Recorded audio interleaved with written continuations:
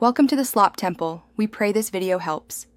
In this video, I will explain how to make simple oatmeal cookies. First, preheat your oven to 350 degrees Fahrenheit and line your baking sheets with parchment paper. Next, in a medium bowl, whisk together 1½ cups of all-purpose flour, 1 teaspoon of baking soda, and ½ teaspoon of salt. Don't forget to add 1 teaspoon of ground cinnamon to these dry ingredients for that classic warm flavor. Now, in a separate large bowl, cream together 1 cup of softened unsalted butter with 3/4 cup of packed light brown sugar.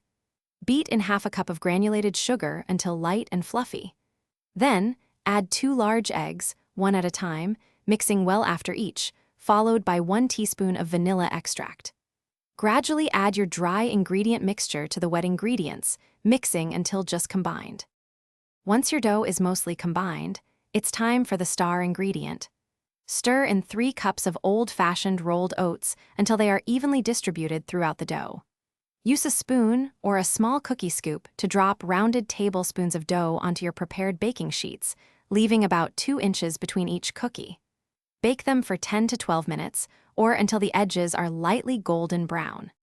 After baking, let your delicious oatmeal cookies cool on the baking sheet for about 5 minutes. This helps them firm up before you move them. Then, carefully transfer them to a wire rack to cool completely. Once fully cooled, store them in an airtight container at room temperature for up to 3 to 4 days. They're perfect for a sweet treat anytime, and for a truly effortless clean. Check the description below for a link to the Shark AI Ultra Robot Vacuum and other great deals. Thanks for watching. Consider subscribing if we helped you.